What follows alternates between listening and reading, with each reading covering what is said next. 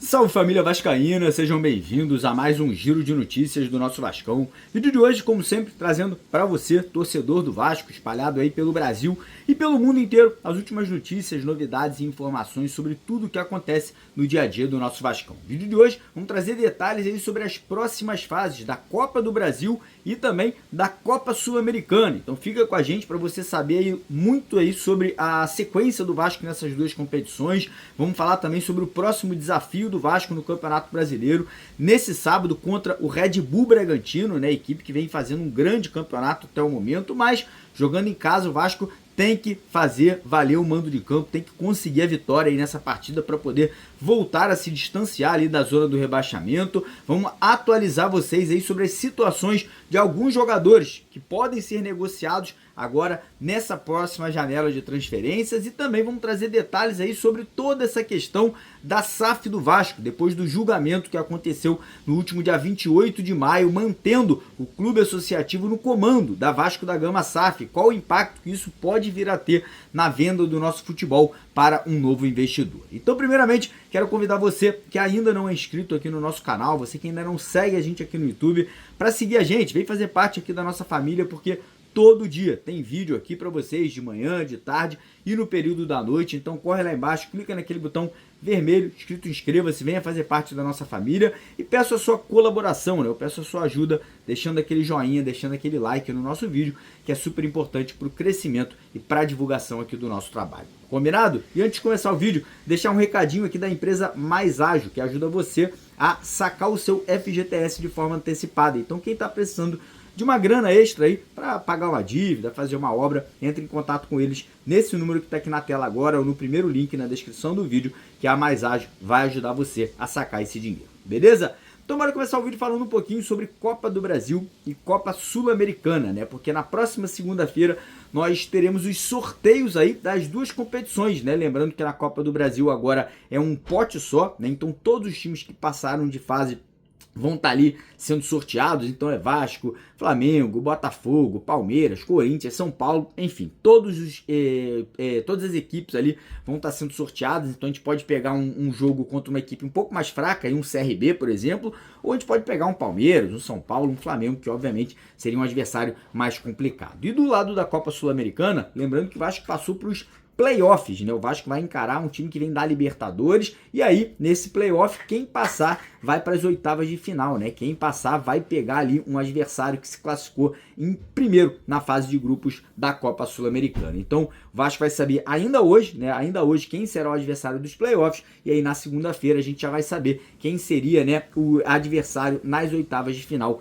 da Copa Sul-Americana. A gente vai transmitir para vocês aqui os dois sorteios, tanto da CBF quanto o da Comebol, né, para poder deixar você informado aí dos próximos adversários. Mas, mudando o foco aqui agora, vamos falar um pouquinho sobre Campeonato Brasileiro, né, porque as atenções agora estão voltadas para o Brasileirão. E nesse sábado, em São Januário, né, às 9 horas da noite, o Vasco encara o Red Bull Bragantino, né, o Bragantino que vem fazendo um Campeonato Brasileiro exemplar, né, mostrando que estruturado você consegue fazer um bom elenco, um bom time, né, sem gastar muito dinheiro, e é isso que a equipe do Red Bull vem fazendo até o momento aí na competição, brigando pela liderança, né, brigando lá em cima na tabela, mas o Vasco jogando em casa tem que fazer valer o mando de campo, né? O Vasco é um dos melhores mandantes no Campeonato Brasileiro, né? O Vasco só consegue até o momento pontuar jogando dentro de casa, né? Um dos principais times em casa e um dos piores times jogando fora de casa. Então é importante que nesse sábado o Vasco consiga fazer uma boa partida. Lembrando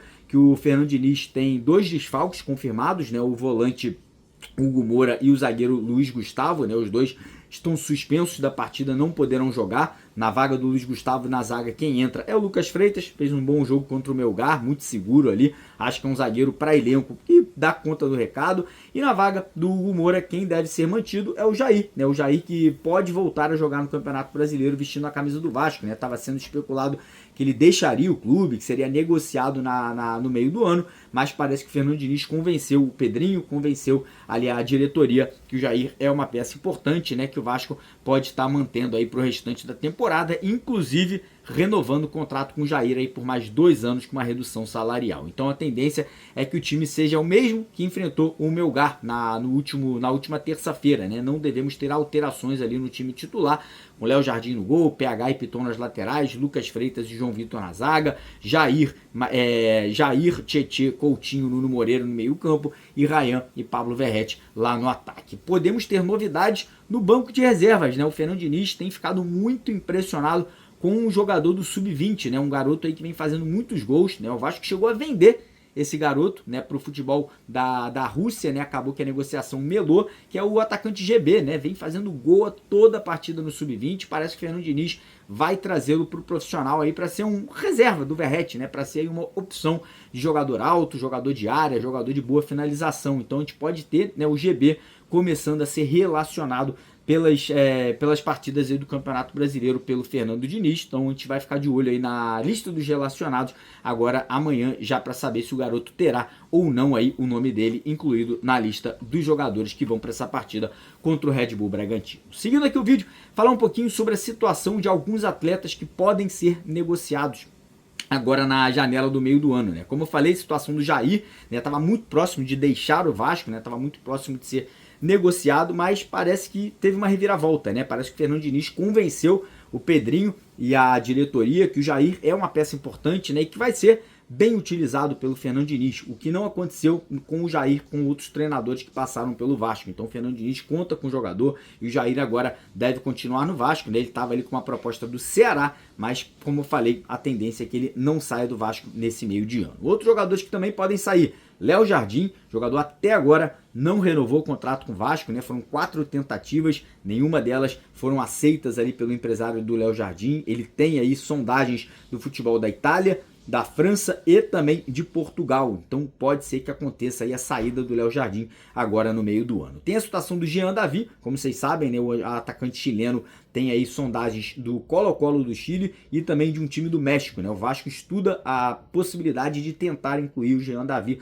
numa troca, ou com o Toluca ou com o América do México, né? O Vasco tem interesse no Elinho, atacante brasileiro que joga no Toluca, e também no Brian Rodrigues, atacante uruguaio que joga no América do México. E a situação aí de outros 2 jogadores, esses que seriam vendas e vendas multimilionárias, né, que é o atacante Ryan, né, chegou proposta do Besiktas, o Vasco já falou que não quer negociar por menos de 100 milhões de reais, então a tendência é que o Ryan continue até o final do ano, até porque o Fernando Diniz pediu a permanência do jogador, está confiante que o Ryan pode ser uma joia aí, que pode até chegar a uma seleção brasileira ainda esse ano aí, né? Pode ser convocado pelo Carlos Ancelotti. E tem também o Lucas Piton, né? Esse que tem muitas sondagens do futebol italiano, né? E o Vasco, obviamente, se chegar a um valor ali que entende ser uma boa negociação, ali 60, 70, 80 milhões de reais, pode ser que o Lucas Piton venha a ser negociado agora nessa janela de meio de ano. Mas, seguindo aqui o vídeo, falar um pouquinho sobre o impacto da decisão judicial que a gente teve aí no último dia 28 de maio. Como vocês sabem, o Tribunal de Justiça do Rio de Janeiro, né, o TJRJ,